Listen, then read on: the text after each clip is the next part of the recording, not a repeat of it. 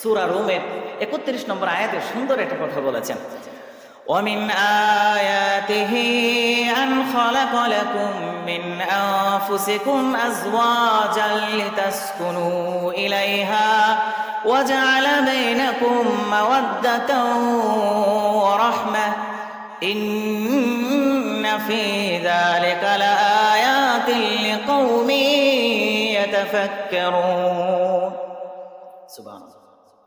এই আয়াতটা আল্লাহ সুবহানাহু ওয়া তাআলা নাজিল করে দিয়ে আয়াতের শেষে বলছেন ইন্না ফি যালিকা লাআয়াতিল লিকাউমিন ইয়াতাফাক্কারুন। এই আয়াতের ভিতরে আমি এমন কিছু রেখেছি, আল্লাহ তাআলার এই নিদর্শনের ভিতরে এমন কিছু আমি রেখেছি লাআল্লাহুম ইয়াতাফাক্কারুন, যাতে করে মানুষ একটু চিন্তা করে, একটু বিবেক খাটায়, বুদ্ধি খাটায়। আয়াতের ভিতরে কি নিয়ে চিন্তা করব আমরা, এটা নিয়ে একটু আলোচনা করা যাক।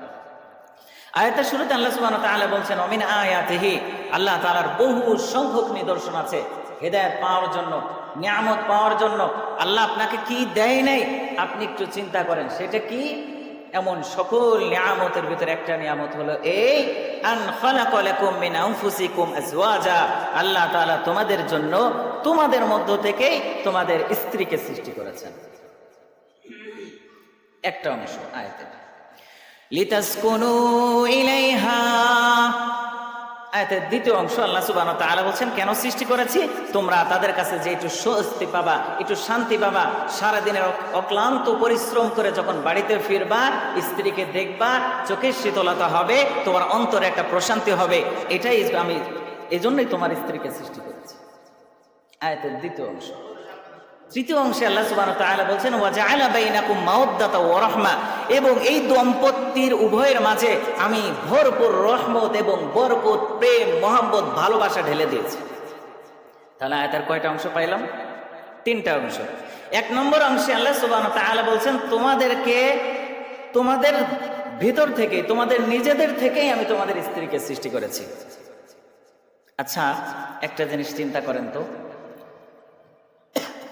আমি যদি একটা জিনিস থেকে, মূল মেটেরিয়াল একটা জিনিস থেকে আরেকটা জিনিস তৈরি করি, তাহলে যেই জিনিস থেকে জিনিসটা তৈরি করলাম, তৈরিকৃত বিষয়ের একটা প্রভাব, মানে যেই জিনিস থেকে করা হয়েছে সেই জিনিসের একটা প্রভাব ওই সৃষ্টির ভিতরে পড়বে না? পড়বে কিনা? এখন আল্লাহ তাআলা দেখেন কোরআনের সৌন্দর্য, আল্লাহ তাআলা সৃষ্টির সৌন্দর্য দেখেন কেমন। আল্লাহ তাআলা বললেন খালাকা লাকুম মিন আনফুসিকুম আজওয়াজা, তোমাদের ভিতর থেকে আমি তোমাদের স্ত্রীকে সৃষ্টি করেছি। এখন আমার ভিতরে যদি রাগ থাকে, আমার স্ত্রীর ভিতরে রাগ থাকবে না? বুঝতে পারছেন? আবার আমার ভিতরে যদি ভালোবাসা ভরপুর থাকে, আমার স্ত্রীর ভিতরে ভালোবাসা থাকবে না? আমার ভিতরে যদি ঘাউড়ামি থাকে, তেড়ামি থাকে, বা আমার স্বভাবটা যদি মন্দ থাকে, যেহেতু আমার থেকে আমার স্ত্রীকে সৃষ্টি করা হয়েছে, তাহলে মন্দ স্বভাব তার ভিতরে যাবে না? অনেকে অভিযোগ করে হুজুর স্ত্রী ভালোবাসে না, হ্যাঁ স্ত্রীর কথা শোনে না, রাগ দেখায়, এটা করে সেটা করে। এই যে রাগ দেখানো, এই যে ইয়ে করা, আপনার ভিতরে যদি রাগ থেকে থাকে, এটা আপনার স্ত্রীর ভিতরে থাকবে। এটা ন্যাচারাল সৃষ্টির বৈশিষ্ট্য, এটা রহস্য। এটা কেন? যারা বিবাহিত আছেন, স্ত্রী রাগ করে না? কেন রাগ করে? রাগটা আপনার ভিতরে আছে বলে তারাও রাগ করে, কারণ আপনার তাকে তো আপনার থেকেই সৃষ্টি করা হয়েছে। এখন আপনি যদি চান যে না আমার স্ত্রী রাগ করা যাবে না, না করুক, তাহলে আপনার ভিতর থেকে রাগ রাখা যাবে না। আপনি যদি বলেন যে আমার স্ত্রী আমাকে ভালোবাসে না হুজুর, তাহলে এটা আগে আপনার মধ্যে বেশি রাখতে হবে। যেহেতু আপনার থেকে সৃষ্টি করা হয়েছে, আপনার ভিতরে যা থাকবে তার ভিতরে ওটাই থাকবে। আপনি যদি বলেন আমার স্ত্রীর স্বভাব খারাপ, মন্দ স্বভাবের অধিকারী, তাহলে আগে আপনার নিজের ভালো হইতে হবে, যেহেতু আপনার থেকেই তাকে সৃষ্টি। এক নম্বর, বুঝছেন? দুই নম্বর, লিতাসকুনু ইলাইহা, তাকে সৃষ্টি করা হয়েছে আপনি তার কাছে যে শান্তি পাবেন, প্রশান্তি পাবেন।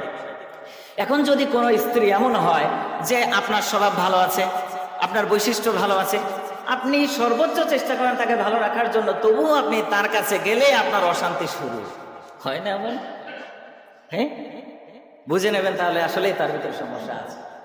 সেই স্ত্রী হওয়ার আল্লাহ তাআলা যেই স্ত্রীর কথা বলেছেন, যে স্ত্রীর কাছে গেলে স্বামী প্রশান্তি পাবে, তার সারাদিনের ক্লান্ত দূর হয়ে যাবে ক্লান্তি।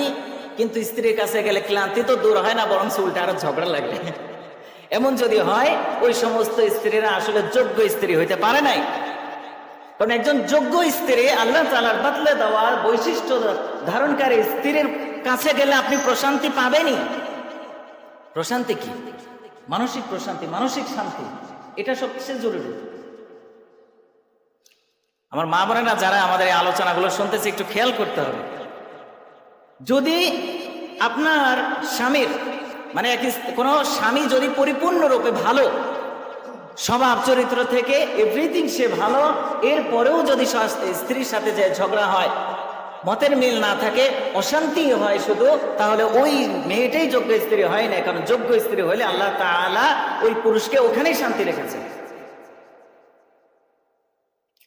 এখন দেখেন 2 নম্বর স্টেপে আয়াতের যখন বলা হলো তার কাছে গেলে প্রশান্তি হবে, এখন প্রশান্তি যেহেতু নাই, ওয়াজআলা বাইনাকুম মাওয়াদ্দাতা ওয়া রাহমা, তৃতীয় স্টেপে যে আল্লাহ তাআলা যে রহমত ভালোবাসা রেখেছেন এটাও কমে যাবে। তাহলে দেখেন আয়াতের শুরুতে আবার টান দিই, আপনার স্বভাবটা যদি খারাপ হয়, আপনি যদি বদমেজাজি হন, আপনার স্ত্রীর মধ্যেও সেটা থাকবে। আর যখন আপনি নিজেই বদমেজাজি, স্ত্রীর স্বভাব সেটাই হয়ে গেছে, তখন আপনি তার কাছে যে প্রশান্তি পাবেন না।